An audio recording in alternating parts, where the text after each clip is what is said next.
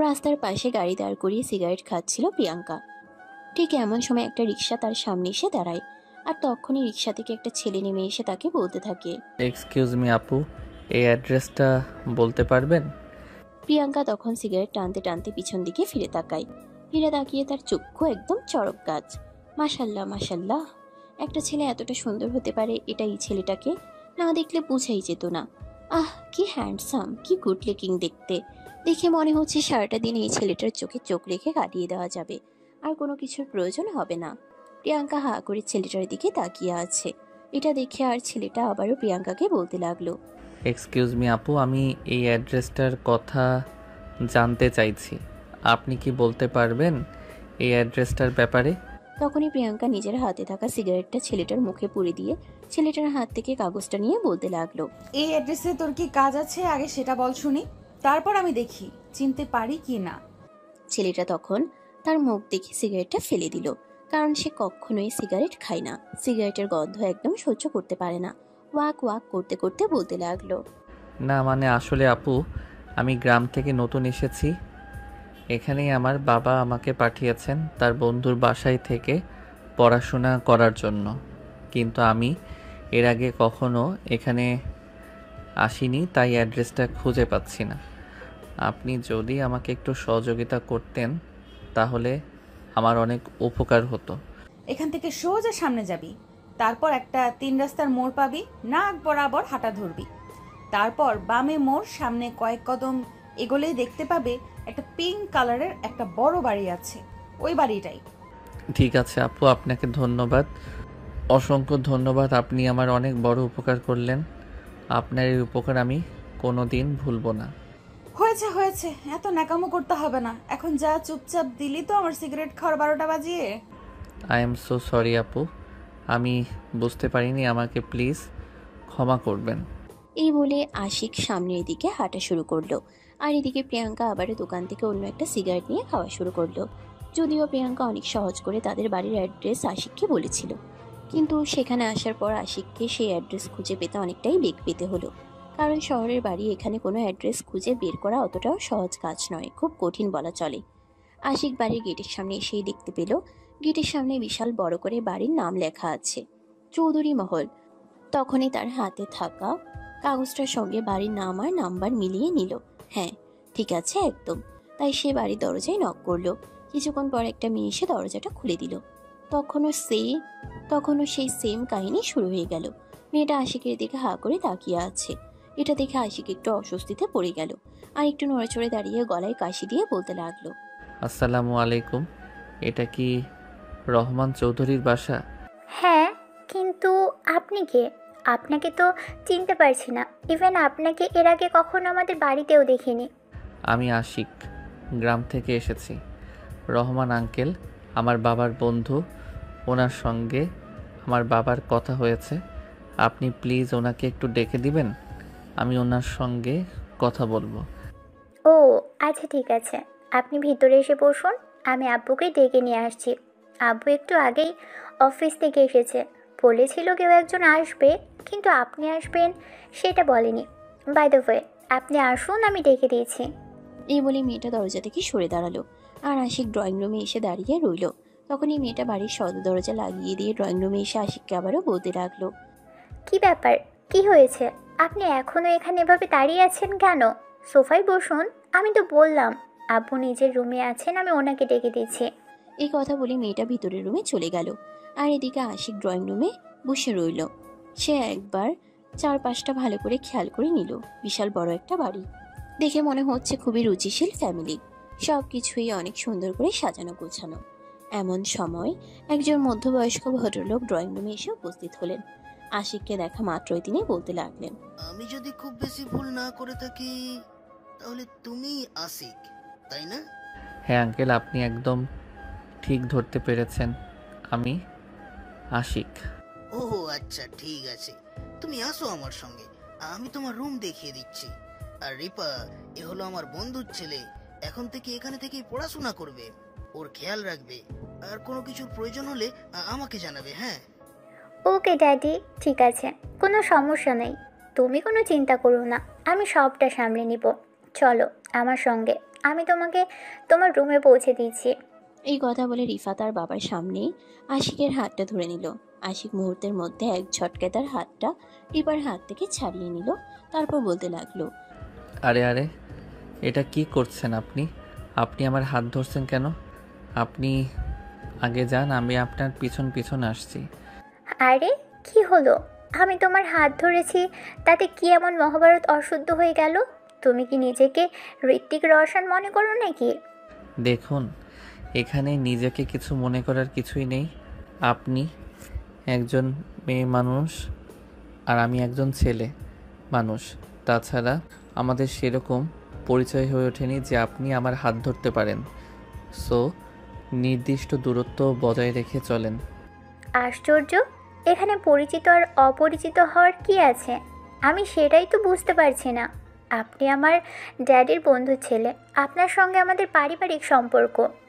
আচ্ছা ঠিক আছে, কিন্তু আপনি নির্দিষ্ট দূরত্ব বজায় রেখে চলেন। আমি মেয়েদের থেকে সবসময় দূরে থাকার চেষ্টা করি। আমার এইসব গায়ে পড়ে কথা বলা একদম ভালো লাগে না।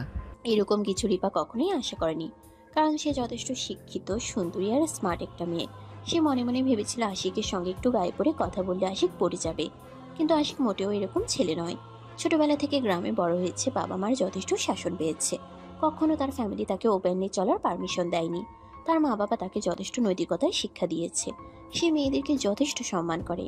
যাই হোক ভিউয়ার্স, এ ব্যাপারে আর কথা না বাড়াই, বাকি বিষয়গুলো না হয় আপনারা গল্পের মধ্যে জেনে নেবেন। এদিকে রিপা আশিককে নিয়ে একটা রুমে চলে আসে, আর রুমের ভিতর প্রবেশ করেই রিপা আশিককে বলতে থাকে, এটা হলো আপনার রুম। আব্বু আমাকে বলেছিল আপনার জন্য রুমটা গুছিয়ে রাখতে। আমি নিজের হাতে গুছিয়ে রেখেছি, দেখুন তো পছন্দ হয়েছে কিনা। মাশাল্লাহ, রুমটা তো অনেক সুন্দর, আমার অনেক পছন্দ হয়েছে। আপনাকে অসংখ্য ধন্যবাদ আমার জন্য কষ্ট করে রুমটা সাজিয়ে গুছিয়ে রাখার জন্য। আরে না, সেরকম কোনো ব্যাপার না। আপনি আমাদের মেহমান, আর আপনার জন্য এটুকু তো করতেই পারি। এখানে ধন্যবাদ দেওয়ার কিছুই নেই। যাই হোক, আপনি বিশ্রাম করুন, আমি আপনার জন্য দুপুরের খাবার তৈরি করে নিয়ে আসছি। ততক্ষণে আপনি ফ্রেশ হয়ে আসুন। আপনাকে অসংখ্য ধন্যবাদ, কিন্তু আমার দুপুরের খাবার লাগবে না। বাড়ি থেকে আমার মা চিড়া আর গুড় দিয়ে দিয়েছিল, আমি ট্রেনে বসে বসে ওই সব কিছু খেয়ে নিয়েছি। এখনও আমার পেট ফুল ভর্তি আছে। কিন্তু সেটা বললে তো হবে না। আপনি আসবেন এটা শুনে ড্যাডি মাম্মিকে বলেছে আপনার জন্য অনেক কিছু রান্না করে রাখতে। মাম্মিও আপনার জন্য অনেক কিছু রান্না করে রেখেছে। আপনি প্লিজ তাড়াতাড়ি ফ্রেশ হয়ে আসুন। ততক্ষণে আমি আপনার জন্য খাবার সাজিয়ে ডাইনিং টেবিলে রাখছি। আপনি কিন্তু এক্ষুনি ডাইনিং টেবিলে চলে আসবেন। আমি গেলাম। এই বলে রিপা রুম থেকে বের হয়ে চলে গেল, আর আশিক ততক্ষণে তার কাছে থাকা ব্যাগটা বিছানার উপর রাখলো। বিছানায় শরীরটা এলিয়ে দিতেই তার ঘুম পেতে লাগলো। কিন্তু একটু আগে রিফা তাকে বলে গেছে খাবার খাওয়ার জন্য ডাইনিং টেবিলে যেতে হবে, আর তার আম্মা অনেক কষ্ট করে রান্নাবান্না করে রেখেছে। তাই আশিক আর না ঘুমিয়ে বিছানা থেকে উঠে ওয়াশরুমে চলে গেল। তার রুমের সাথেই লাগোয়া একটা ওয়াশরুম ছিল। ফ্রেশ হয়ে এসে হাত মুখ মুছতে মুছতে ডাইনিং টেবিলে চলে গেল। ততক্ষণে রিফা পুরো টেবিল একদম খাবার দিয়ে ভর্তি করে ফেলেছে। আশিক সেখানে পৌঁছে একদম অবাকের চূড়ান্ত সীমানায় পৌঁছে গিয়ে বলতে থাকে, আরে এত খাবার! আপনাদের বাড়িতে কি আরও অনেক মেহমান এসেছে নাকি? আরে না, আপনি এসেছেন। আপনি ছাড়া আমাদের বাড়িতে এই মুহূর্তে আর কোনো মেহমান নেই, আর আপনার জন্যই সব কিছু আয়োজন করা হয়েছে। নিন প্লিজ, বসে পড়ুন। কিন্তু আমি তো একা মানুষ, তাছাড়া আমি এত খাবার তো কখনোই খেতে পারি না। আমাদের বাড়িতে তো সবসময় দুটোর বেশি তিনটি তরকারিও রান্না হয় না, কিন্তু এখানে টেবিল ভর্তি এত সব আয়োজন। কোনো ব্যাপার না, আমাদের বাড়িতে প্রায় প্রতিদিনই এরকম রান্নাবান্না হয়ে থাকে। যাই হোক, আপনি বসুন, না হলে আবার খাবার ঠান্ডা হয়ে যাবে, আমাকে আবারও গরম করতে হবে। সেরকম কিছুই করতে হবে না, আমি এক্ষুনি খেয়ে নিচ্ছি। এই বলে আশিক খাবার টেবিলে বসে পড়ল, আর রিপা তাকে খাবার সার্ভ করতে লাগলো। যদিও তার আম্মু সেখানে এসেছিল তাকে সাহায্য করার জন্য, কিন্তু রিফা তার আম্মুকে বলে দিয়েছে সে নিজেই এই সব কিছু করতে পারবে, সেখানে তার আম্মুর কোনো প্রয়োজন নেই। তাই তিনি আশিকের সঙ্গে কিছুক্ষণ কথা বলে তারপরেই নিজের রুমে চলে গেছেন।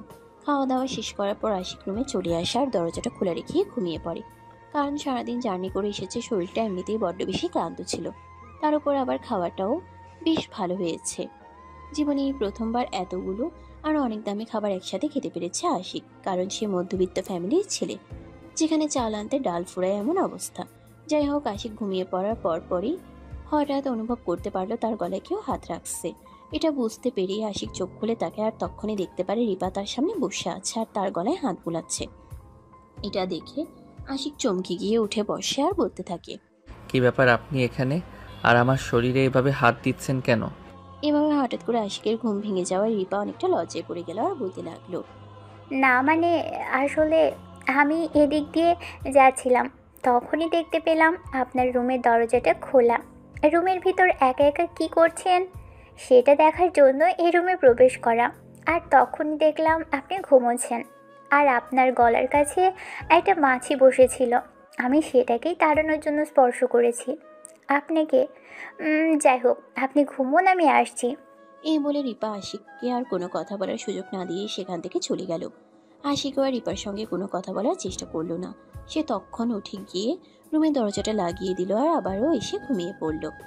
ঘুম ভাঙলো সেই সন্ধ্যাবেলা, হঠাৎ কেউ একজন দরজায় নক করছে। আশিক ঘুম থেকে উঠে ঘুম ঘুম চোখে দরজাটা খুলল। তখনই দেখতে পেল প্রিয়াঙ্কার বাবা তাকে ডাকতে এসেছে। আশিক তখন প্রিয়াঙ্কার বাবাকে বলতে লাগলো, আরে আঙ্কেল, আপনি, আমার শরীরটা একটু ক্লান্ত লাগছিল তাই ঘুমিয়ে গেছিলাম, কিছু বলবেন কি? হ্যাঁ, তুমি একটু হাত মুখ ধুয়ে ড্রয়িং রুমে আসো।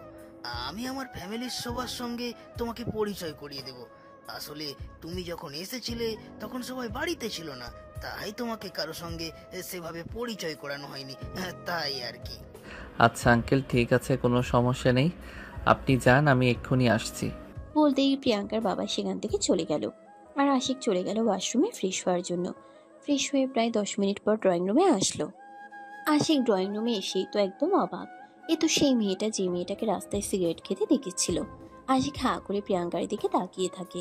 এটা দেখে প্রিয়াঙ্কার বাবা আশিককে বলতে থাকে, কি হলো আশিক, কিছু হয়েছে নাকি? তুমি এভাবে আমার বড় মেয়ের দিকে হাঁ করে তাকিয়ে আছো কেন? তাকে কি তুমি চেনো নাকি? প্রিয়াঙ্কার বাবার কথায় আশিক কিছুটা ভ্যাবাচ্যাকা খেয়ে থমথমে হয়ে বলতে লাগলো, না আঙ্কেল, ওনাকে আমি কোথায় দেখবো, ওনাকে তো আমি এই প্রথমবার দেখছি।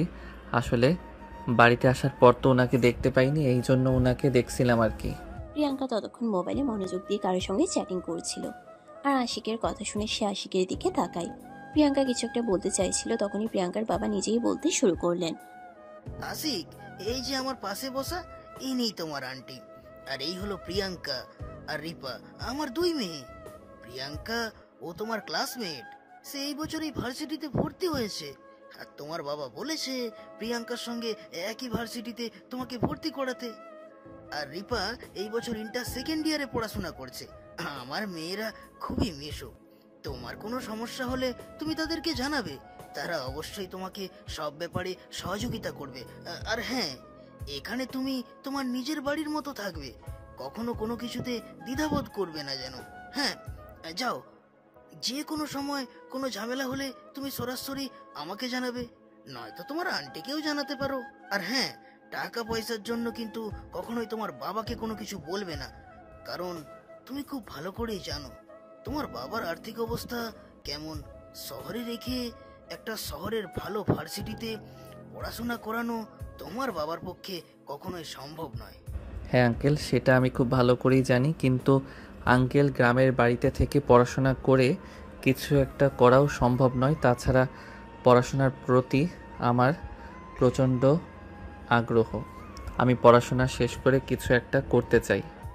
হ্যাঁ, আমি তোমার বাবার কাছে এইসব কথা শুনেছি, আর সেই জন্যই আমি তোমার বাবাকে বলেছি তোমাকে আমার কাছে পাঠিয়ে দিতে। তোমার পড়াশোনার যত খরচ লাগে আমি দেব, তুমি কোনো চিন্তা করো না। তুমি শুধু সারাদিন মনোযোগ দিয়ে পড়াশোনা করবে, তোমার কাছে এইটুকুই চাওয়া। এখানে তোমার যখন যা প্রয়োজন হবে তার সব দায়িত্ব আমার, বুঝলে? না না আঙ্কেল, সেটা কেমন করে হয়? আমি আপনার উপর পরিপূর্ণভাবে ডিপেন্ডেন্ট হতে পারি না। তাছাড়া আমি যখন বাড়িতে থাকতাম তখন পড়াশোনার পাশাপাশি ছোট ছোট বাচ্চাদের টিউশন পড়াতাম, সেখান থেকেই মোটামুটি আমার হাত খরচের টাকা চলে আসতো। তাই আমি ভাবছি এখানেও টিউশন পড়াবো। তাছাড়া আমি শুনেছি শহরের বাড়িতে বাচ্চাদের টিউশন পড়ালে ভালো অ্যামাউন্টের ফ্রি দেওয়া হয়। এইসব চিন্তা একদম মাথা থেকে ঝেড়ে ফেলে দাও। তুমি আমার বাড়িতে থেকে পড়াশোনা করবে, আর তার খরচ ঢোকানোর জন্য তুমি বাইরে গিয়ে বাচ্চাদের টিউশনই পড়াবে। এটা কখনোই হতে পারে না। আমি বেঁচে থাকতে তো অন্তত না।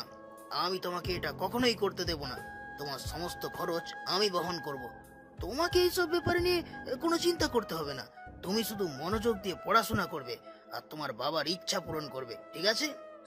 হ্যাঁ বাবা, তোমার আঙ্কেল একদম ঠিক কথাই বলেছেন। আর হ্যাঁ শোনো, প্রিয়াঙ্কাও কিন্তু যথেষ্ট ভালো স্টুডেন্ট।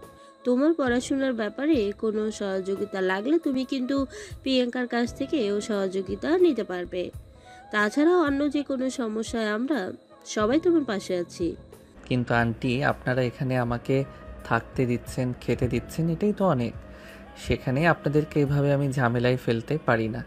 আমার নিজের মনুষ্যত্ব বোধ বলতেও তো কিছু একটা আছে। বাবা, কোনো হেডিটেশন নয়, তোমাকে যেটা বলছি তুমি সেটাই করবে। দেখো, আমাদের কিন্তু কোনো ছেলে সন্তান নেই, দুইটা মেয়ে। আজ থেকে তুমি এই বাড়িতে আমাদের ছেলের মতো থাকবে। আমরা তোমাকে আমাদের ছেলের মতোই ট্রিট করতে চাই। হ্যাঁ বাবা, তোমার আন্টি একদম ঠিকই কথা বলেছে। এই বাড়িতে তুমি আমার ছেলের মতোই থাকবে। আর প্রিয়াঙ্কা, রিপা, তোমরা দুজনেই কিন্তু আশিককে নিজেদের ভাইয়ের মতো মনে করবে এবং তাকে যথেষ্ট সম্মান, শ্রদ্ধা আর ভালোবাসা দিবে। ওকে ড্যাডি, কোনো সমস্যা নেই, তুমি কোনো চিন্তা করবে না। আমি সব সময় ওনার সেবায় নিয়োজিত থাকবো। এতক্ষণ ধরে এই সব কিছু চুপচাপ শুনছিল প্রিয়াঙ্কা। আর তখনই হঠাৎ করে সে রিপাকে বলতে লাগলো, এই শোন, অনেকক্ষণ ধরে তোর এইসব লুচ্চামি কথাবার্তাগুলো শুনছি। আব্বু আম্মু এখানে বলে তাই তোকে কিছু বলিনি, কিন্তু তার মানে এই নয় যে আমি চুপ করে থাকবো। তুই কেন ওনার সেবায় নিয়োজিত থাকবি? তুই কি ওনার বিয়ে করা বউ নাকি? প্রিয়াঙ্কার কাছ থেকে এই কথাটা শোনা মাত্রই রিপা লজ্জায় লাল হয়ে মাথাটা নিচু করে বলতে লাগলো, ওর মতো হ্যান্ডসাম ছেলেকে বিয়ে করতে আমার কোনো আপত্তি নেই। একদম চটকনা মেরে সব কটা দাঁত ফেলে দিব বলে দিলাম। পড়াশোনায় তো গোল্লা, আর এখানে এসেছে বিয়ে করতে। ফাজিল মেয়ে কোথাকার। আরে বাবা, তোরা দুজনেই সব ফাজলামো মার্কা কথাবার্তা বন্ধ কর। তোরা তো সারাদিন দুজনে ঝগড়া করতে করতেই কাটিয়ে দিস। তা আমি কি করব সেটা তুমি নিজেই আমাকে বলে দাও। তোমার মেয়ে যদি সব সময় এরকম ফাজলামো মার্কা কথাবার্তা বলতে থাকে, তাহলে সেখানে আর কি করার থাকে? বাড়িতে একজন গেস্ট এসেছে, তাকেও ছাড়বে না। তোমার মেয়ে এসব কি শুরু করেছে বলো শুনি। দেখ আপু, তুই সব সময় আমার সঙ্গে এমন করতে পারিস না। তুই আমার বড় বোন, বড় বোনের মতো থাক। কেন তুই আমার সঙ্গে পার্সোনাল ব্যাপারে ঝামেলা করতে আসবে? এক্স্যাক্টলি, আমিও এই কথাটাই বলতে চাইছিলাম। আমি তোর বড় বোন, আর এখানে সবাই তোর চাইতে সিনিয়র।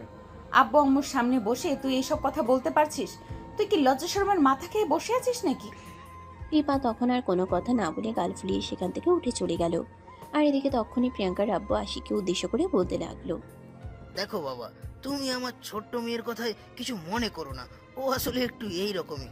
ছোটবেলা থেকেই একটু ফাজলামো করতে করতে বড় হয়েছে তো, তাই কখন কাকে কি বলতে হবে এই সব ব্যাপারে তার কোনো হুঁশ থাকে না, বুঝলে? ঠিক আছে আঙ্কেল, কোনো ব্যাপার না। আমিও বুঝতে পেরেছি ও বয়সে একটু ছোট, তাই এরকম ফাইজলামো করছে। আমি কিছু মনে করিনি। আপনি এসব নিয়ে কোনো চিন্তা করবেন না। আচ্ছা ঠিক আছে। আর তোমাকে যেটা বলছি তুমি কিন্তু সেটাই করবে। কখনো কোনো কিছুর প্রয়োজন হলে তুমি আমাকে কিংবা এই তোমার আন্টিকে সরাসরি জানাবে। আর প্রিয়াঙ্কা শোন, তোমাকে বলা হয়নি তুমি যেই ভার্সিটিতে পড়াশোনা করছো, আশিককে আগামীকাল আমি সেই ভার্সিটিতেই নিয়ে যাব অ্যাডমিশন করানোর জন্য। তার বাবার অনেক শখ ছেলেকে শহরের কোনো ভার্সিটিতে পড়াশোনা করাবেন, তাই আমি তাকে কথা দিয়েছি তার ছেলের দায়িত্ব আমি নেব। আর তোমার ভার্সিটি ঢাকা শহরের সবচাইতে ভালো ভার্সিটি, তাই আমি তাকে ওই ভার্সিটিতেই অ্যাডমিশন করানোর চিন্তা ভাবনা করছি। ওকে ড্যাডি, ঠিক আছে, কোনো সমস্যা নেই। আমি তাহলে এখন আসছি, আমার একটু কাজ আছে। আর হ্যাঁ, এই যে আপনাকে বলছি, আপনি সকাল সকাল রেডি হয়ে থাকবেন। আশিকের দিকে তাকিয়ে এই কথাটা বলে প্রিয়াঙ্কা তৎক্ষণাৎ সেখান থেকে উঠে চলে গেল। আর আশিক বেশ কিছুক্ষণ প্রিয়াঙ্কার মা বাবার সঙ্গে কথা বলে নিজের রুমে চলে আসে। পরের দিন সকাল হতে না হতেই ঘুম থেকে উঠে নামাজ পড়ে তৈরি হয়ে গেল আশিক। আর তারপর নাস্তা শেষ হলে ড্রয়িং রুমে বসে অপেক্ষা করতে লাগলো কখন প্রিয়াঙ্কা আসবে আর তাকে নিয়ে ভার্সিটিতে যাবে। প্রিয়াঙ্কা আসার আগেই তার বাবা ড্রয়িং রুমে পৌঁছে গেল আর আশিককে দেখে বলতে লাগলো, আরে বাহ, তুমি তো দেখছি সকাল সকাল তৈরি হয়ে বসে আছো। ঠিক আছে চলো, আমি আজ তোমাদের সঙ্গে যাব। আজ তো অ্যাডমিশন, তাই আমি প্রিন্সিপালের সঙ্গে সব ঝামেলা চুকিয়ে দিয়ে আসবো, আর কাল থেকে প্রিয়াঙ্কা তোমাকে নিয়ে যাবে, কেমন? ঠিক আছে আঙ্কেল, কোনো সমস্যা নেই, যেমন আপনি বলবেন। এই বলে তারা দুজনে বাড়ির বাইরে বের হলো। গাড়িতে বসে অপেক্ষা করছে প্রিয়াঙ্কার জন্য, কিন্তু প্রিয়াঙ্কার এখনো আসার নাম গন্ধ নেই। প্রায় 10 মিনিট পর প্রিয়াঙ্কা আসে, আর তারপর প্রিয়াঙ্কার বাবা তাদের দুজনকে নিয়ে ভার্সিটির উদ্দেশ্যে রওনা দেয়। ভার্সিটিতে এসে প্রিয়াঙ্কা নিজের ক্লাসরুমে চলে গেল, আর প্রিয়াঙ্কার বাবা আশিককে নিয়ে প্রিন্সিপালের কেবিনে চলে গেল। উনি তখন কোনো একটা কাজ করছিলেন, তাই প্রিয়াঙ্কার বাবা কেবিনে দরজার সামনে দাঁড়িয়ে দরজায় নক করেন। আসসালামু আলাইকুম, মে আই কাম ইন? আরে রহমান সাহেব যে, আসুন ভেতরে আসুন। আপনি হঠাৎ ভার্সিটিতে কেন? কোনো ঝামেলা হয়েছে নাকি? আরে না না, কোনো ঝামেলা হয়নি। এই আসলে আমার বন্ধুর ছেলে এখানে এসেছে পড়াশোনা করার জন্য, আর তাই তাকে নিয়ে চলে এসলাম আপনাদের ভার্সিটিতে অ্যাডমিশন করানোর জন্য। ও আচ্ছা, এই ব্যাপার। আমি তো ভয় পেয়ে গিয়েছিলাম, কারণ আপনি নিজের মেয়ের অ্যাডমিশনের সময় ভার্সিটিতে আসেননি। আজ হঠাৎ কেন ভার্সিটিতে চলে এসেছেন? আমি তো ভাবলাম কোনো ঝামেলা হলো নাকি। আরে মিস্টার, আপনি খুব ভালো করেই জানেন আমি কোনো ঝামেলার সঙ্গে সরাসরি নিযুক্ত হই না। যদি কোনো ঝামেলা হতো তাহলে অবশ্যই আমি সেটা আপনাকে ফোন করে জানাতাম। বাই দ্য ওয়ে, এই হলো আসিফ, একে অ্যাডমিশন করাতে নিয়ে এসেছি। ছেলেটা পড়াশোনায় যথেষ্ট ভালো, আশা করি এখানে পড়াশোনা করবে। আপনারা সবাই তাকে একটু সহযোগিতা করবেন, কারণ সে গ্রাম থেকে এসেছে। আমার বন্ধুর ছেলে, তার বাবার সঙ্গে ছোটবেলায় আমার খুব ভালো একটা সম্পর্ক ছিল।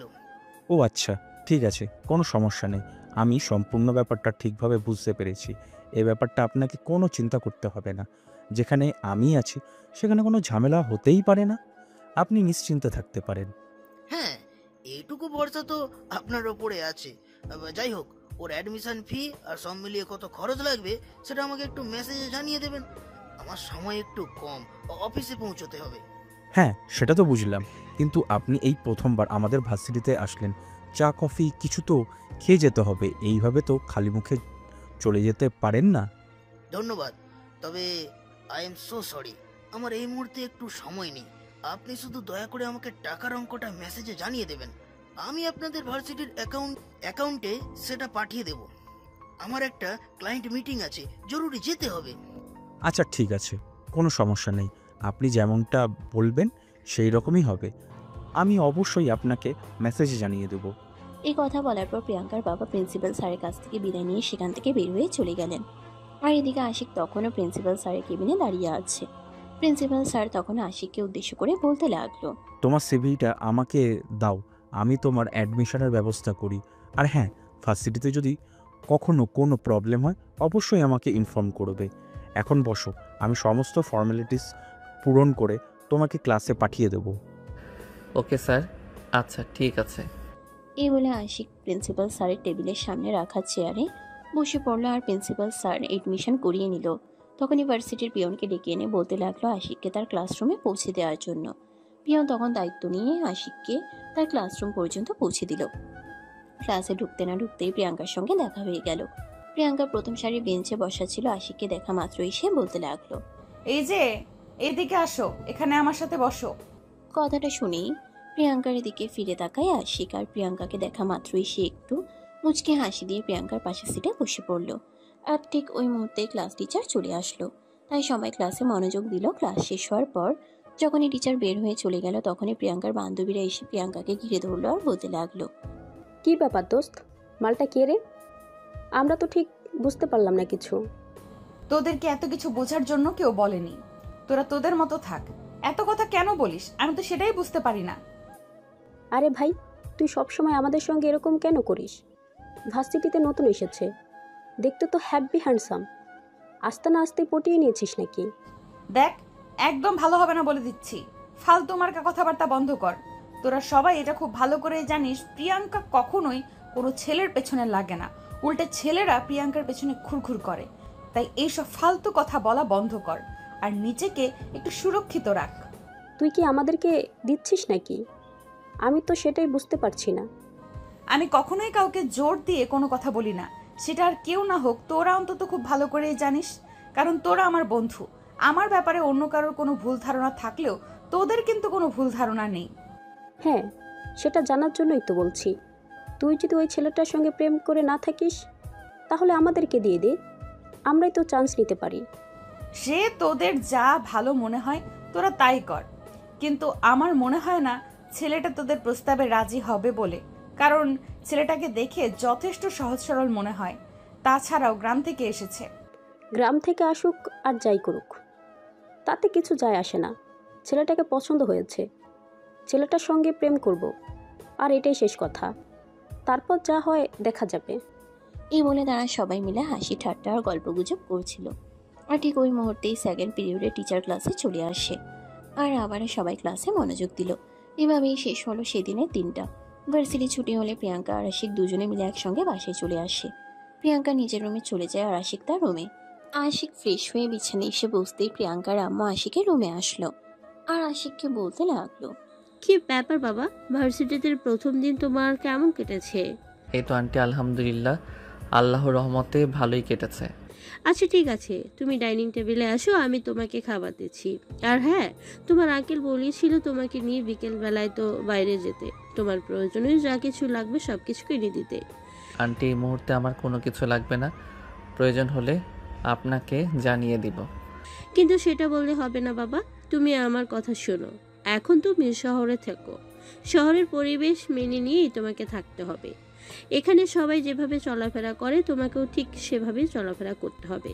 তাছাড়া তুমি এখন আমাদের বাড়িতে থাকো, আর তোমাকে তো বলেছি তুমি এই বাড়িতে আমাদের সন্তানের মতোই থাকবে। আমরা মেয়েরা যেভাবে এই বাড়িতে থাকে তোমাকেও ঠিক সেভাবেই থাকতে হবে। দেখুন আন্টি, আপনার মেয়েদের সঙ্গে তাল দিয়ে তো আমি চলতে পারবো না, কারণ তারা শহরে বড় হয়েছে, শহরের আদব কায়দাতে অভ্যস্ত। আমি গ্রামের সাধারণ ঘরের ছেলে, আমি সাধারণ জীবনযাপন করতে অভ্যস্ত, তাই আমি চাইলেও আপনার মেয়েদের সঙ্গে তাল দিতে পারি না। দেখো বাবা, আমি এত কথা শুনতে চাই না। তোমার আঙ্কেল যেটা বলেছেন আমাকে সেটাই করতে হবে, তা না হলে আবার তোমার আঙ্কেল আমাকে মিজাজ দেখাবেন। ওনার তো সারাদিন অফিসে অনেক কাজ থাকে, উনি সময় পাবেন না। সেই জন্যই আমাকে বলে গিয়েছে আমি যেন তোমার প্রয়োজনীয় সব কিছু কিনে দিই। তুমি খাবার খেয়ে কিছুক্ষণ বিশ্রাম নিয়ে তারপরেই আমার সাথে বের হবে, আর কোনো কথা নয়। এই বলে প্রিয়াঙ্কার আম্মু রুম থেকে বের হয়ে চলে গেল। আর এদিকে কিছুক্ষণ পর আশিক ডাইনিং টেবিলে আসে খাবার খাওয়ার জন্য। ওই মুহূর্তে প্রিয়াঙ্কা আর রিপাও সেখানে আসে। রিপা আশিককে দেখা মাত্রই বলতে লাগলো, কি ব্যাপার ডিয়ার, ভার্সিটির প্রথম দিন তোমার কেমন কাটলো? এই তো আলহামদুলিল্লাহ, আল্লাহর রহমতে ভালোই কেটেছে। শোনো, তোমাকে একটা কথা বলি। ভার্সিটিতে যাচ্ছ ভালো কথা, কিন্তু ভার্সিটির কোনো মেয়ের সঙ্গে প্রেম করতে যেও না। কথাটা শুনে এক মুহূর্তের মধ্যে রেগে গেল প্রিয়াঙ্কা। আর সে তখনই রিপাকে ধমক দিয়ে বলতে লাগলো, এই সব সময় কি তোর শুধু ফাজলামো করতে হয় নাকি? ছেলেটা তোর চাইতে বয়সে ছোট নয় যে সব সময় তুই ফাজলামো করবি। লাইফটা তার, সে কি করবে না করবে সেটা তার ব্যক্তিগত ব্যাপার, এখানে তুই হস্তক্ষেপ করতে পারিস না। আমিও তোকে সেটাই বোঝাতে চাইছি। আমি কাকে কি বলবো না বলবো সেটাও তুই ডিসাইড করতে পারিস না? মানে হোয়াট ননসেন্স! বড়দের সঙ্গে কিভাবে কথা বলতে হয় সেটাও কি এখন থেকে তোকে শেখাতে হবে নাকি? তাহলে তাই বল, এখন থেকে তোকে আদব কায়দা আগে শেখাবো। দেখো আপু, তুমি বড় বোনের মতোই থাকো। আমাকে তোমার এত কিছু শেখাতে হবে না। আমি যথেষ্ট বড় হয়েছি এবং যথেষ্ট জ্ঞান বুদ্ধি আমার রয়েছে, তাই আমার ব্যাপারে তোমার এত না গলালেও চলবে। I hope you better understand what I mean. তোর হোপ টোপ সব তোর কাছেই রাখ, এই সব কিছু আমার জানার কোনো দরকার নেই। তবে হ্যাঁ, যদি কখনো আমি শুনেছি বা দেখেছি তুই ওর পেছনে লেগেছিস, তাহলে কিন্তু এর পরিণাম খুব খারাপ হবে, এটা তোকে বলে দিলাম। এই বলে প্রিয়াঙ্কা খাবার শেষ না করিয়ে হাত ধুয়ে খাবার টেবিল থেকে উঠে চলে গেল। তখনই প্রিয়াঙ্কার আম্মু রিপাকে বলতে লাগলো, আচ্ছা রিপা, তুই কি কখনো মানুষ হবি না? কেন তুই সবসময় মেয়েটাকে আমার রাগিয়ে রাখিস? তুই তো খুব ভালো করেই জানিস ও এসব কথাবার্তা একদম সহ্য করতে পারে না, তাহলে কেন ওর সামনে এসব কথাগুলো বলিস? অ্যাকচুয়ালি আমিও সেটাই বলতে চাই, যে জিনিসগুলো আমি পছন্দ করি না সেই জিনিসগুলো কেন তোমার মেয়ে আমার সাথে করতে চায়। আমার লাইফে আমার যা করতে মন চায় আমি তাই করব, সেখানে তোমার মেয়ে কেন ইন্টারফেয়ার করবে? কারণ সে তোমার বড় বোন, তোমার ব্যাপারে কথা বলার রাইট তার আছে। আর আমিও তোমাকে শেষবারের মতো বলে দিচ্ছি, তুমি তাকে বড় বোনের মতো ট্রিট করবে। যদি তার সঙ্গে কখনো কোনো খারাপ আচরণ করো তাহলে কিন্তু আমি তোমার সঙ্গে হার্ড হতে বাধ্য হব। রিবা যখন আর কোনো কথা বলল না, খাবার খাওয়া শেষ করে নিজের রুমে চলে গেল। এদিকে বিকেলবেলা প্রিয়াঙ্কার আম্মা আশিককে নিয়ে বাসা থেকে বের হতে যাবে, তখনই রিপা সেখানে চলে আসে। সে তার আম্মুকে বলতে থাকে, কি ব্যাপার আম্মু, তুমি ওকে নিয়ে কোথাও যাচ্ছ নাকি? হ্যাঁ, তোমার বাবা বলেছিল ওর প্রয়োজনীয় যা যা লাগবে সব কিছু কিনে দিতে, তাই ওকে নিয়ে যাচ্ছি। ও আচ্ছা, তাহলে ঠিক আছে। শোনো, তোমার কষ্ট করে যেতে হবে না, আমি ওকে নিয়ে যাই। আচ্ছা ঠিক আছে, তুমি যেতে চাইলে যেতে পারো, তবে হ্যাঁ, ওর প্রয়োজনীয় যা কিছু লাগবে সব কিছু কিন্তু কিনে দিতে হবে, এটা মাথায় রেখো। ঠিক আছে, কোনো সমস্যা নেই, তুমি কোনো চিন্তা করো না। যা লাগবে তাও কিনে দিব, যা না লাগবে তাও দিব। এই বলে রিপা সামনের দিকে এগিয়ে আসে। তখনই সিঁড়ি দিয়ে নিচে নামছিল প্রিয়াঙ্কা। কথাটা শুনতেই প্রিয়াঙ্কা বলতে লাগলো, এই, তুই কেন যাবি ওর সঙ্গে? ওর সঙ্গে যদি কারো যেতে হয় তাহলে সেটা আমি যাব, আর নয়তো আম্মু একাই যাবে। তুই যেতে পারবি না ওর সঙ্গে। কথাটা শুনেই কিছুটা রেগে যায় রিপা, আর তারপর সে প্রিয়াঙ্কাকে বলতে থাকে, এসব কি হয়েছে আপু? তুই কেন আমার সঙ্গে এসব কিছু শুরু করেছিস? যেখানে ওর আমার সঙ্গে যেতে কোনো সমস্যা নেই, আম্মুর কোনো সমস্যা নেই, সেখানে তোর কেন এত সমস্যা? আমি তো সেটাই বুঝতে পারছি না। কারণ তোর ক্যারেক্টার সম্পর্কে খুব ভালো করে জানা আছে। সবে মাত্র ইন্টারে পড়িস, এখনই তোর 10-12টা বয়ফ্রেন্ড। প্রতিদিন বাসাটার সামনে একটা একটা করে নিয়ে আসিস। কিভাবে? আমি কিছু জানি না নাকি? কোনো কিছু বুঝি না। দেখ আপু, তুই কিন্তু একদম বেশি বলে ফেলছিস আজকে। আজকে কিন্তু আমি কাউকে বাসার সামনে নিয়ে আসিনি, সবাইকে নিষেধ করে দিয়েছি। ও আচ্ছা, তাই বুঝি। এখন নতুন মুরগি পেয়ে গেছিস, এখন এটার পেছনে লেগেছিস, কিন্তু এর পেছনে আমি তোকে লাগতে দেব না। কিন্তু কেন? তোমার কি সমস্যা আপু? প্লিজ তুমি আমার ব্যক্তিগত ব্যাপারে নিজেকে ইনভলভ করো না। তোর ব্যক্তিগত ব্যাপারে নিজেকে ইনভলভ করার কোনো ইচ্ছে আমার নেই, কিন্তু এখানে আমি ইনভলভ না হয়ে পারছি না। ছেলেটা সহজ সরল আর সাধারণ গ্রাম থেকে এসেছে এখানে পড়াশোনা করার জন্য। আরও যদি তোর ফাঁদে পা দেয় তাহলে পড়াশোনা তো অনেক দূরের কথা, নিজের কপালটিকেই পুড়িয়ে ফেলবে। তাই ও নিজেকে তোর থেকে যতটা দূরে রাখবে ততটাই মঙ্গল। এই বলে রিপাকে থামিয়ে দিয়ে প্রিয়াঙ্কা তার আম্মুকে বলতে থাকে, আম্মু, ওকে নিয়ে যদি তুমি মার্কেটে যেতে না পারো তাহলে আমাকে বলো, আমি যাব, কিন্তু তোমার মেয়েকে আমি কখনোই ওর সঙ্গে যেতে দিব না। ঠিক আছে, তোদের কাউকেই যেতে হবে না, আমি যাচ্ছি, কিন্তু প্লিজ তোরা এসব নিয়ে ঝামেলা করিস না। এসব নিয়ে ঝামেলা আমার আর ভালো লাগছে না। প্লিজ তোরা বনে বনে এসব ঝামেলা থেকে দূরে থাক। আমি চাই না বাইরের কোনো একজন মানুষের জন্য তোদের বোনের মধ্যে কোনো ঝামেলা হোক। হ্যাঁ আন্টি, আপনি একদম ঠিক কথাই বলেছেন। আমি চাই না আমার জন্য আপনাদের ফ্যামিলিতে কোনো প্রবলেম হোক। যদি কখনো এমনটাই মনে হয় তাহলে আমি নিজেই এখান থেকে চলে যাব। প্রয়োজন হলে হোস্টেলে থেকে পড়াশোনা করব, কিন্তু আপনাদের ফ্যামিলিতে কোনো প্রবলেম হোক এটা আমি কখনোই হতে দেব না। তখনই প্রিয়াঙ্কা বলতে থাকে, দেখো, তোমাকে নিয়ে আমাদের কোনো প্রবলেম কখনোই হবে না। আমাদের প্রবলেম হলো রিপাকে নিয়ে। এ হলো ক্যারেক্টার লুজ। রিপা কখন কোথায় কি করে না করে তার কোনো ঠিক ঠিকানা নেই। ও একটা নির্লজ্জ বেহায়া। সবে মাত্র ইন্টারে পড়ে আর প্রতিদিন বাসার সামনে একটা একটা করে নতুন নতুন বয়ফ্রেন্ড চলে আসে। যদিও আব্বু আম্মু এগুলো দেখেনি, তবে আমি প্রতিদিনই এই সব কিছু দেখতে পাই। তাই তোমাকে ওর হাত থেকে রক্ষা করা আমার দায়িত্ব এবং কর্তব্য। বাই দ্য ওয়ে, তুমি আম্মুর সঙ্গে যাও। আচ্ছা ঠিক আছে, তবে তাই হোক আন্টি, চলুন। আশিক আর প্রিয়াঙ্কার আম্মু দুজনেই বাসা থেকে বের হয়ে গেল, আর তারপর তারা সোজা শপিং মলে। সেখান থেকে প্রিয়াঙ্কার আম্মা আশিকের প্রয়োজনীয় সবকিছু কিনে দিলেন, বই খাতা থেকে শুরু করে জামা কাপড় জুতা এভরিথিং। আর তারপর তারা রাত 1টার দিকে বাড়িতে ফিরে আসে। বাড়িতে আসা মাত্রই রিপা সেখান থেকে দৌড়ে আসে আর আশিককে বলতে থাকে, এই, তুমি আমার সঙ্গে আসো, দেখো আমি তোমার জন্য চাউমিন বানিয়েছি। কথাটা শুনে প্রিয়াঙ্কার আম্মা বেশ অবাক হন, কারণ যে মেয়ে এখনো পর্যন্ত কখনো নিজের প্লেটে ভাত বেড়ে খায়নি, আর সেই মেয়ে রান্না করেছে, তাও আবার চাউমিন। বেশ অবাক হয়ে তিনি নিজের মেয়েকে জিজ্ঞাসা করেন, তুমি চাউমিন বানিয়েছো? তার চাউমিন বানাতে কি কি লাগে সেটা তুমি জানো? দেখো আম্মু, তুমি এভাবে আমাকে অপমান করতে পারো না। আমি ইউটিউব দেখে শিখেছি কিভাবে চাউমিন বানাতে হয়, আর তারপরেই চাউমিন বানিয়েছি।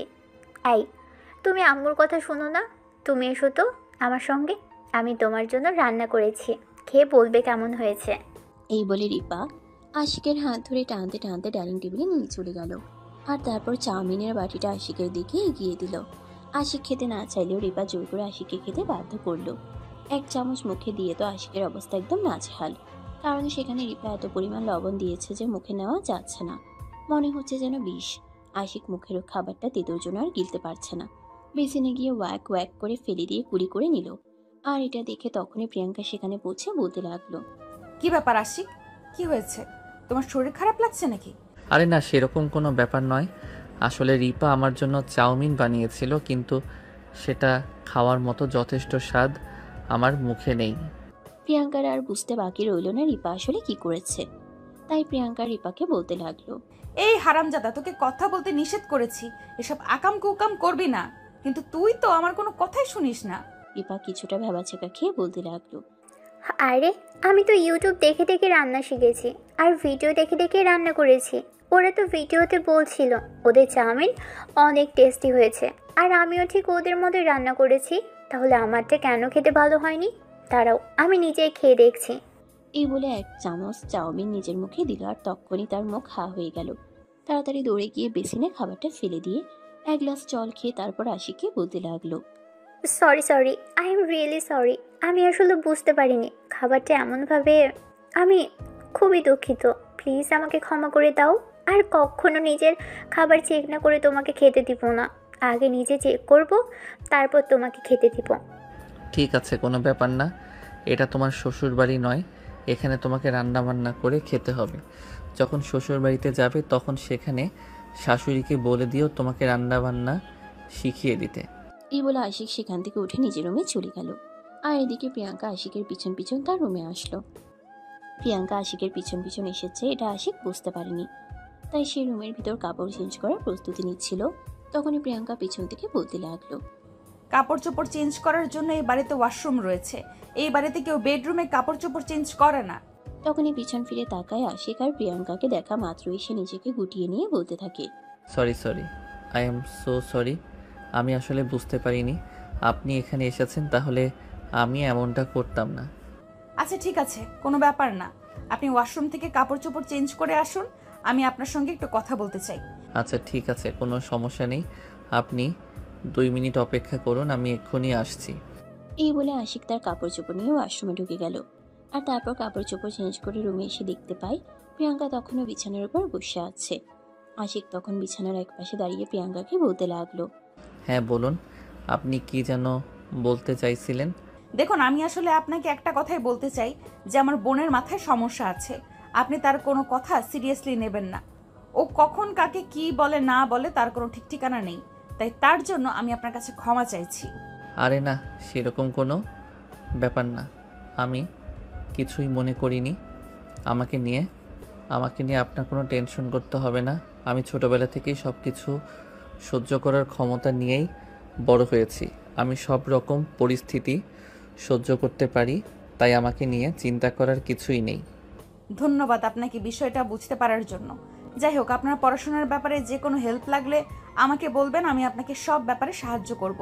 আর রিপার থেকে যতটা সম্ভব দূরত্ব বজায় রেখে চলবেন, তাহলে সেটা আপনার, আমার এবং আমাদের ফ্যামিলির সবার জন্য খুব ভালো হবে। ঠিক আছে, আপনি কোনো চিন্তা করবেন না, আমি যথেষ্ট দূরত্ব বজায় রেখে চলবো এবং সব সময় এটা মাথায় রেখেই চলবো। এই বলে প্রিয়াঙ্কা আশিকের রুম থেকে বের হয়ে চলে গেল নিজের রুমে।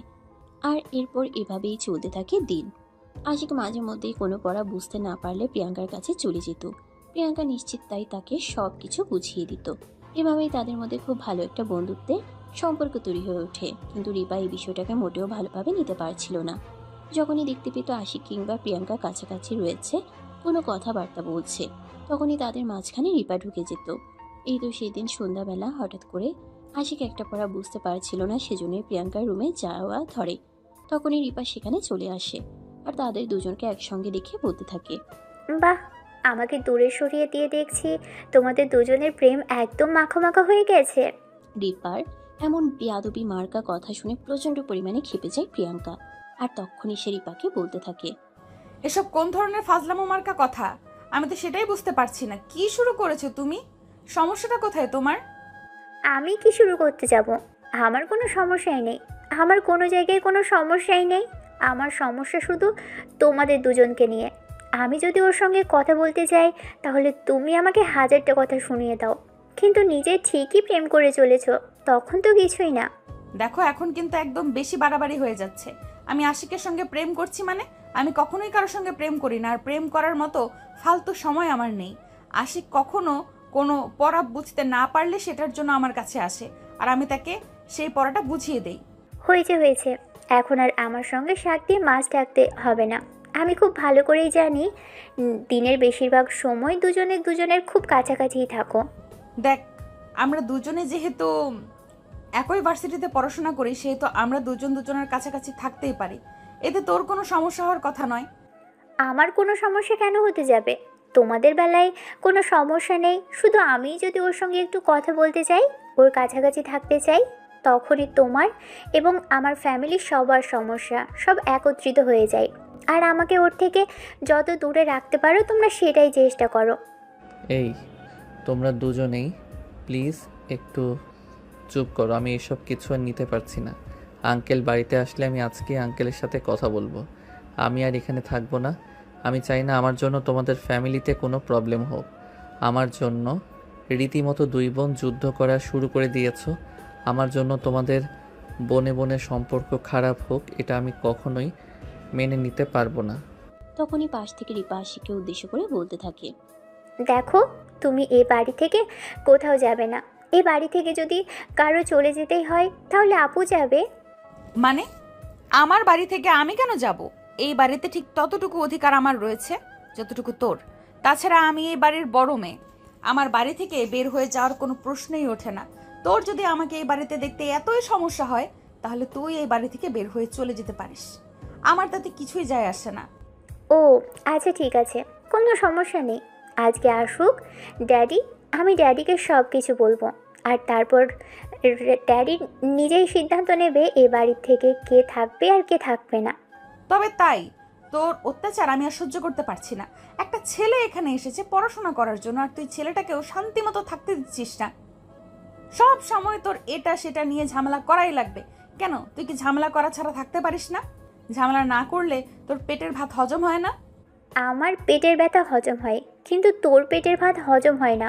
আর সেজন্যই আজ ড্যাডি বাড়িতে আসলে আমি সব কিছু বলবো, আর তারপর ড্যাডির যেটা ভালো মনে হয় তিনি সেটাই সিদ্ধান্ত নেবেন।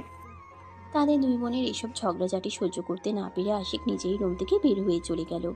আর তারপর রাতের বেলা যখন প্রিয়াঙ্কার বাবা বাড়িতে চলে আসলো, তখনই রিপা তার বাবার কাছে চলে যায় আর বলতে থাকে, ড্যাডি, আমি তোমাকে কিছু বলতে চাই, আমার কথা তোমাকে শুনতেই হবে, তা না হলে কিন্তু আমি প্রচণ্ড রাগ করব। প্রিয়াঙ্কার বাবা রিপাকে নিজের পাশে বসান আর তারপর তার মাথায় হাত বুলিয়ে দিতে দিতে বলেন, আচ্ছা মামুনি, কখনো কি এমনটা হয়েছে আমি তোমাদের দুই বোনের কথা শুনিনি, দুই বোনের কথা রাখিনি? তাহলে আজ হঠাৎ কি এমন হলো তুমি এভাবে কথা বলছো? দেখো, তুমি কখনো কি করেছো না করেছো তার হিসেব আমার কাছে নেই, তার হিসেব আমি তোমাকে দিতেও পারবো না। তবে আমি তোমাকে এইটুকু বলতে চাই, দেখো আপু, ওকে নিয়ে যা শুরু করেছে এসব কিছু আমি আর সহ্য করতে পারছি না। ওকে মানে কাকে বোঝাতে চাইছে এই কথাটা বুঝতে পারেনি প্রিয়াঙ্কার বাবা, তাই তিনি আবারও রিপাকে জিজ্ঞাসা করতে থাকেন, ও মানে তুমি কাকে বোঝাতে চাইছো? কি হয়েছে তোমাদের, আমাকে একটু খুলে বলো তো। আমি তো সারাদিন বাসায় থাকি না, তাই তোমাদের মধ্যে কি হয় না হয় সেসব ব্যাপারে কোনো খোঁজ খবর রাখতে পারি না। আমি তোমার বন্ধুর ছেলের কথা বলছি। ও যেদিন থেকে আমাদের বাড়িতে এসেছে সেদিন থেকে আপু আমার সঙ্গে খারাপ আচরণ করা শুরু করে দিয়েছে। আপু ওর সঙ্গে সময় কাটাবে তখন কোনো ঝামেলা নেই, যখন আমি ওর সঙ্গে একটু কথা বলতে চাই তখনই আপু আমার সঙ্গে ঝামেলা শুরু করে দেয়। আমি এসব কিছু আর সহ্য করতে পারছি না। তুমি এখন এর একটা হেস্তনেস্ত করে ছাড়বে। মানে তোমাদের দুই বোনের কি মাথা খারাপ হয়ে গেছে নাকি? আমি তো সেটাই বুঝতে পারছি না, তোমরা ওকে নিয়ে কেন ঝামেলা করছো? ও তো যথেষ্ট শান্ত শিষ্ট নম্র ভদ্র একটা ছেলে, সে তো কখনোই কারোর সঙ্গে কোনো খারাপ আচরণ করে না। তাহলে কি এমন হলো? হ্যাঁ, তখনই রুমে ঢুকতে ঢুকতে প্রিয়াঙ্কার আম্মু প্রিয়াঙ্কার বাবাকে উদ্দেশ্য করে বলতে থাকেন, দেখো, প্রিয়াঙ্কা আর আশিক দুজনে একই ক্লাসে পড়াশোনা করে। আশিকের কোনো পড়া বিষয়ক ঝামেলা হলে সেটা নিয়ে প্রিয়াঙ্কার কাছে যায়, আর এটা নিয়ে রিপা প্রতিদিন ঝামেলা করে। তুমি তোমার মেয়েকে কিছু বোঝাও, আমি আর পারছি না এসব কিছু সহ্য করতে। আমি এখন অধৈর্য হয়ে পড়েছি। প্রিয়াঙ্কার বাবা তখন ব্যাপারটা কিছুটা আন্দাজ করতে পারেন, তাই তিনি রিপাকে বলেন, দেখো, ওরা দুজনেই একই ক্লাসে একই ভার্সিটিতে পড়াশোনা করে। সেই ক্ষেত্রে ওদের দুজনকে প্রয়োজন হলে কথা বলতেই পারে, দুজনের সঙ্গে কথা বলতেই পারে। এটা নিয়ে তোমার ঝামেলা করার কিছু নেই। Please try to understand. আমি কোনো কিছুই বুঝতে চাই না, কোনো কিছু বোঝার প্রয়োজন বোধ করছি না। আমি যেটা বলেছি সেটাই করবে, নয়তো এ বাড়িতে আপু থাকবে, নয়তো আমি থাকবো। আমি আপুকে একদম সহ্য করতে পারছি না। একটা ছেলের জন্য দুই বোনের মধ্যে এত বড় ঝামেলা তৈরি হয়ে গেছে এটা ভাবতেই পারেনি প্রিয়াঙ্কার বাবা। তাই তিনি তাদের দুই বোনকে একত্রে ডেকে নেন আর তারপর বলতে থাকেন, দেখো, আসলে আমি অন্য একজনকে কিভাবে দোষ দিব সেটা তো বুঝতেই পারছি না। দোষটা তো এখানে আমার নিজের, কারণ আমি আমার সন্তানদেরকে প্রপার শিক্ষা দিতে। আব্বু, তুমি সন্তানদেরকে কেন বলছো? তুমি তোমার ছোট মেয়েকে শিক্ষা দিতে পারোনি সেটা বলো। দেখো, তোমরা দুজনেই আমার সন্তান, তাই আমি শাসন করলে দুজনকেই করতে হবে। আমি এক চোখামি করতে পারবো না। আর রিপা, তোমাকে উদ্দেশ্য করে বলছি, ওরা দুজন একই ক্লাসে পড়াশোনা করে, তাই ওদের একজন আরেকজনের সাথে প্রয়োজনে কথা থাকতেই পারে। তুমি যদি এটা সহ্য করতে না পারো, তাহলে হয়তো আমাকে এমনটাই সিদ্ধান্ত নিতে হবে যে আশিককে কোনো ভালো হোস্টেলে রেখে পড়াশোনা করাতে হবে। যেহেতু আমি তার বাবাকে কথা দিয়েছি শহরের ভালো ভার্সিটিতে তার ছেলেকে পড়াশোনা করাবো এবং তার সমস্ত খরচপাতি আমি বহন করব। এখন তো আর চাইলেও আমি তাকে গ্রামে পাঠিয়ে দিতে পারি না, তাই না? আমার মুখের কথা দাম আছে। নো ড্যাডি, তুমি এটা একদমই করবে না। ওকে কেন হোস্টেলে পাঠিয়ে দেবে? যদি প্রয়োজন হয় তাহলে আপুকে হোস্টেলে পাঠিয়ে দাও, ও এখানে থেকে পড়াশোনা করবে। রিপার এরকম বেয়াদবি মার্কা কথাবার্তা তার আব্বু আম্মু কেউই সহ্য করতে পারছিল না। এক পর্যায়ে রিপার আম্মু প্রচন্ড পরিমাণে খেপে গিয়ে রিপাকে একটা থাপ্পড় দিয়ে বলতে থাকেন, তুমি এতটা নিচে নেমে গেছো, এটা ভাবতেও আমার অবাক লাগছে। ছি ছি ছি, আমি আমার সন্তানদেরকে এইটুকু শিক্ষা পর্যন্ত দিতে পারিনি। হায় আল্লাহ, তুমি আমাকে উদ্ধার করো। রিপাকে তার আম্মু থাপ্পড় মেরেছে শুধুমাত্র এইটুকু কারণের জন্য।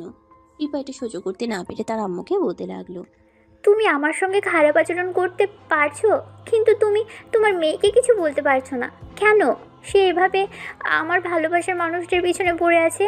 সে বুঝতে পারছে না আমি আশিককে ভালোবেসে ফেলেছি, তারপরও কেন আমাদের দুজনের মধ্যে ঢুকে আসছে? রিপার এই কথা শুনে তার মা বাবা দুজনেই আরো বেশি রেগে গেল। রিপার বাবা ধমক দিয়ে বলতে লাগলো, আমার ভাবতে অবাক লাগছে, তুমি আমার মেয়ে, তুমি এসব কথা আমার সঙ্গে দাঁড়িয়ে বলছো কি করে? আশিক এখানে পড়াশোনা করতে এসেছে, প্রেম প্রেম খেলতে নয়। মনে রাখবে, তোমার যদি এসব ফালতুতম মার্কা কথাবার্তা বলতে ইচ্ছে করে তাহলে তুমি বাইরে গিয়ে বলো। আশিককে নিয়ে আর কখনো এসব কথা তোমার কাছ থেকে শুনতে চাই না।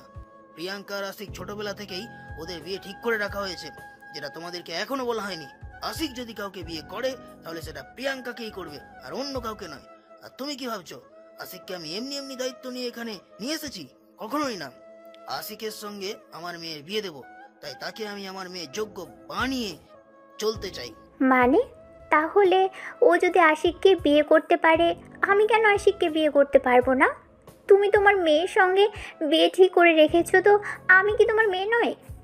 জাকুরি পা অনেক হয়েছে, আর নয়। তোমাকে আর সহ্য করা যাচ্ছে না প্রিয়াঙ্কা। আর আশিক সমবয়সী, ওদের জন্ম পাশাপাশি সময় হয়েছিল, তাই তখনই আমার ঠিক করে রেখেছিলাম বড় হলে প্রিয়াঙ্কা আর আশিকের বিয়ে দেব। তখন তুমি ছিলে না, সো তুমি বোঝার চেষ্টা করো।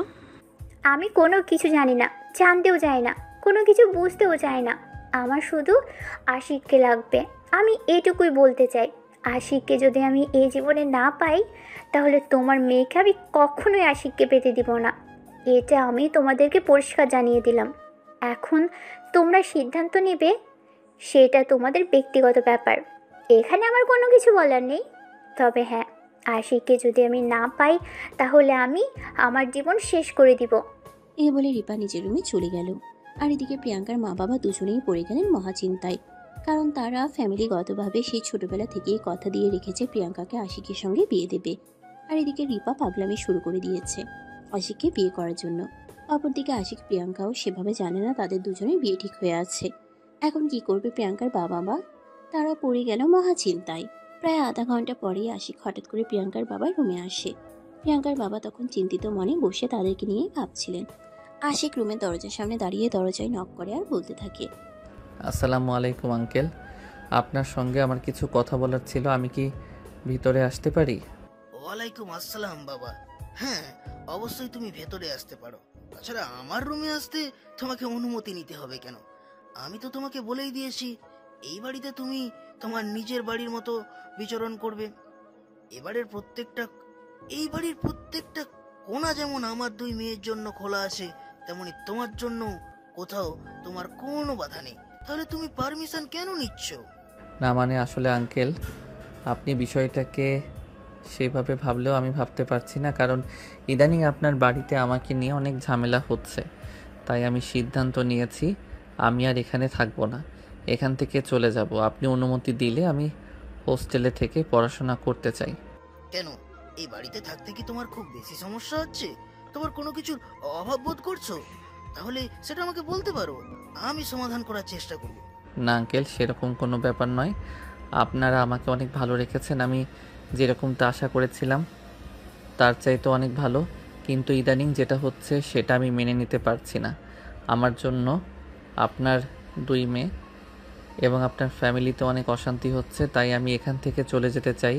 প্লিজ আপনি আমাকে আটকাবেন না। দেখো বাবা, যা হচ্ছে তা আমরা সামলে নেব, কিন্তু তোমাকে এখান থেকে এভাবে চলে যেতে পারি না। তাছাড়া আমি আর তোমার আঙ্কেল দুজনে মিলে সেই সিদ্ধান্ত নিয়েছি কালকেই তোমার মা বাবাকে খবর দিয়ে এখানে নিয়ে আসব। তাদের সঙ্গে আমাদের কিছু পার্সোনালি কথা আছে। প্লিজ আঙ্কেল আন্টি, আমি আপনাদের দুজনকেই রিকোয়েস্ট করে বলছি আমার আব্বু আম্মুকে এখানে নিয়ে আসবেন না। তারা এইসব ঝামেলার কথা শুনুক, আমি চাই না। তারা অনেক আশা নিয়ে আমাকে এখানে পাঠিয়েছে। আমি ভালোভাবে পড়াশোনা শেষ করে কিছু একটা করব। আমার যদি বাইরে গিয়ে কোনো সমস্যা হয় তারপর আমি তাদের মনের আশা পূরণ করব। আমার মা বাবার স্বপ্ন পূরণ করা আমার দায়িত্ব। দেখো বাবা, তুমি যেরকমটা চিন্তা করছো সেরকম কোনো কিছুই নয়। আমরা আসলে অন্য কিছু নিয়ে চিন্তা করছি। তুমি এখন নিজের রুমে যাও, বিশ্রাম করো। আর এইসব চিন্তা তোমাকে করতে হবে না, যা করার আমরাই করব। তুমি রিল্যাক্স করো। কিন্তু আঙ্কেল প্লিজ, আমি আপনাকে যেটা বলতে চাইছি সেটা শুনুন। আরে বাবা, বললাম তো তোমার কোনো কথা বলার কোনো প্রয়োজন নেই। আমরা তোমার ফ্যামিলির সঙ্গে কথা বলবো। তুমি এখন যাও রুমে, আর এসব চিন্তা মাথা থেকে ঝেড়ে ফেলে দাও।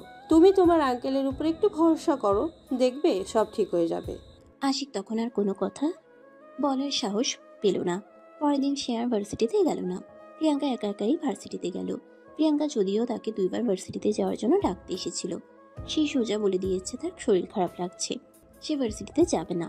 তাই পরে আর প্রিয়াঙ্কা তাকে ডাকতে আসেনি।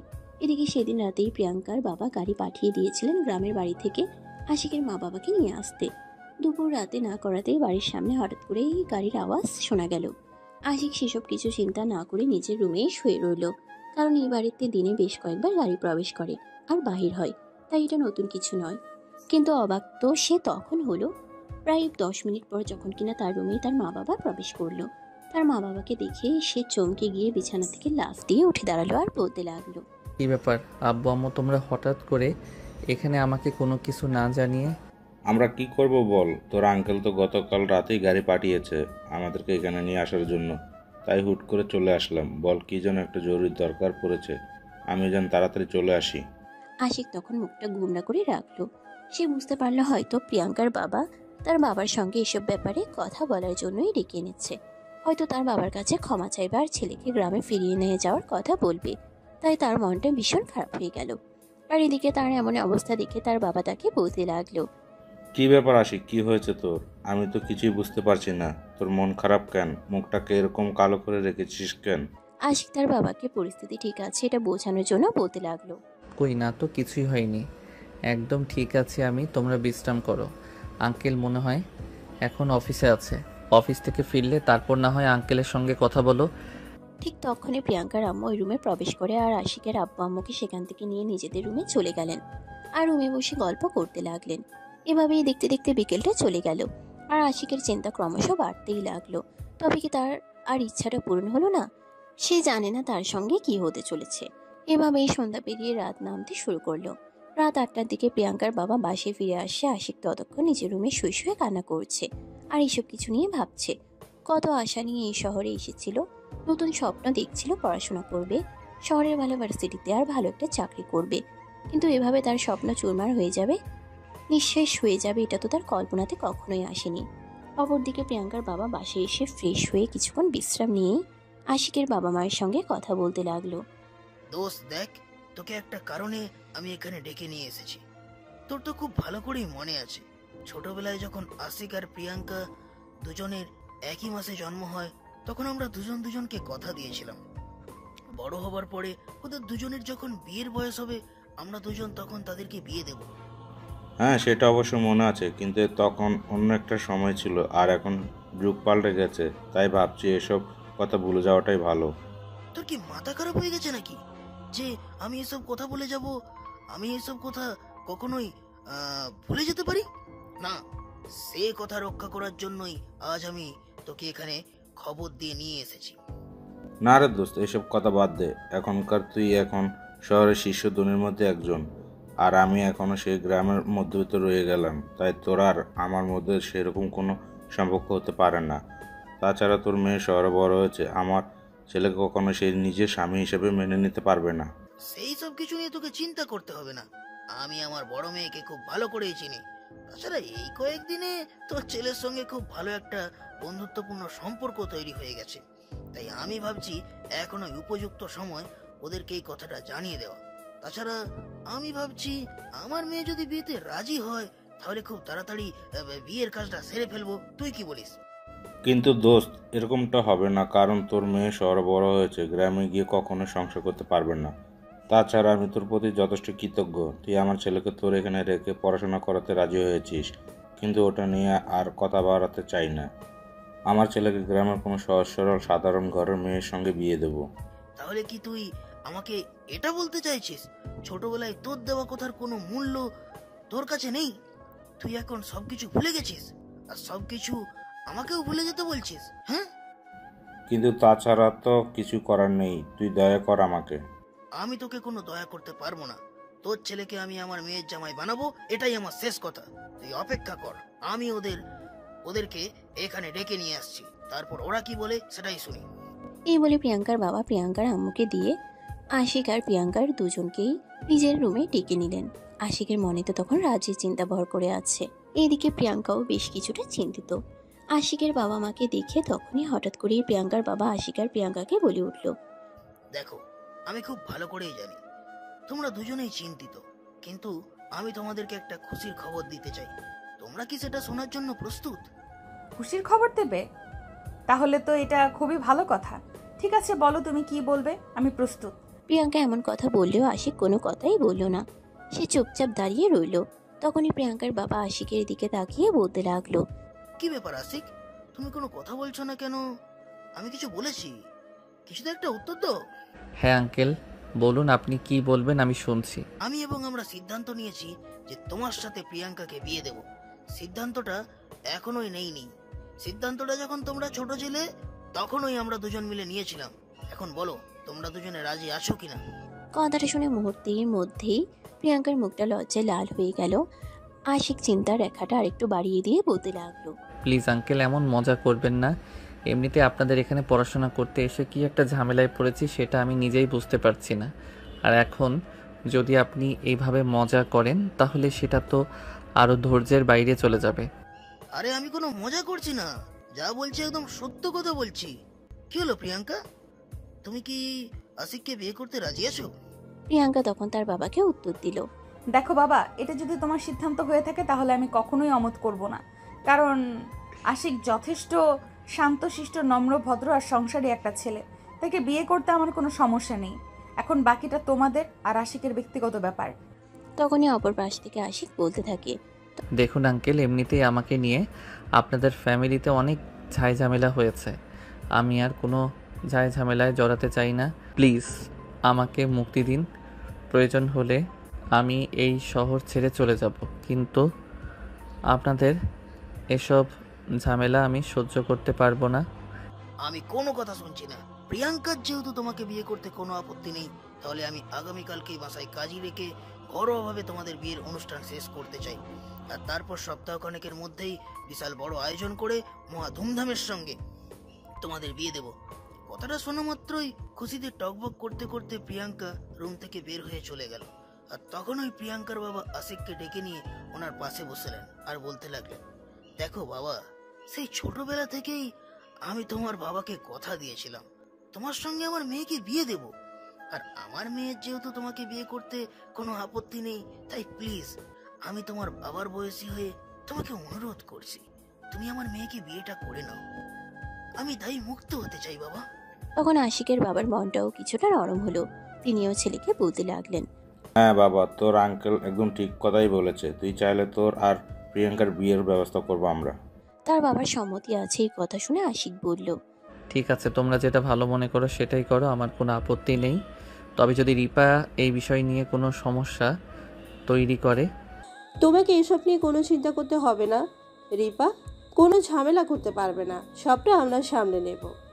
তোমরা শুধু নিজেদেরকে মানসিকভাবে প্রস্তুত করো, আর বাকিটা দেখে নেওয়ার দায়িত্ব আমার। এই কথা শুনে আশিক সেখানে থেকে নিজের রুমে চলে গেল। আর এদিকে পরের দিনে কাজিক ডেকে আশিক আর প্রিয়াঙ্কার বিয়ের অনুষ্ঠান ঘরোয়াভাবে সম্পন্ন হলো। এদিকে রিপা সেই সকাল থেকে ঘরের দরজা বন্ধ করে আছে, কারোর সঙ্গে কোনো কথা বলছে না, খাবার খাচ্ছে না, কিচ্ছু করছে না। রিপার মা বাবা তাকে কিছু বলছে না, কারণ সে একটু বড্ড বেশি বাড়াবাড়ি করছে।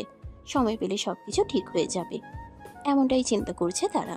অপরদিকে প্রিয়াঙ্কার রুমটাকে আজ অনেক সুন্দর করে ফুল দিয়ে সাজানো হয়েছে। সারা রুমে ফুলের গন্ধ মোমো করছে। রাত 11টা বাজে। আশিককে প্রিয়াঙ্কার আম্মু প্রিয়াঙ্কার রুমে নিয়ে এসেছে। রুমের ভিতরে এসে প্রিয়াঙ্কার আম্মু আশিকের হাত দুটো ধরে বলতে লাগলেন, দেখো বাবা, আজ থেকে আমার মেয়েটার দায়িত্ব তোমাকে দিলাম। এখন থেকে তুমি তাকে দেখে রাখবে। আমার মেয়েটাকে কখনো কোনো কষ্ট পেতে দেবে না। আমাদের যা সম্পদ আছে সব কিছুই তো আমার 2 মেয়ে পাবে, তাই টাকা পয়সার কখনো তোমাদের অভাব হবে না। তবে আমার মেয়েটাকে একটু মানসিক শান্তি দিও, এটাই তোমার কাছে চাওয়া।